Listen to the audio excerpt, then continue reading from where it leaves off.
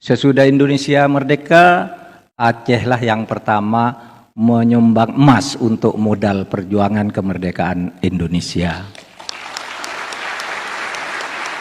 Aceh pula yang pertama kali memberi pesawat ketika pemerintah tidak punya pesawat karena miskin, dikirim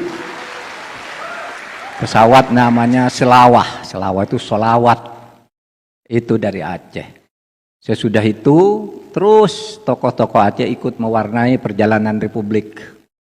Banyak yang jadi menteri, banyak jadi guru besar, dan seterusnya sampai sekarang sesudah mengalami berbagai dinamika dan mungkin sedikit kesalahpahaman, lalu kita kembali bersatu.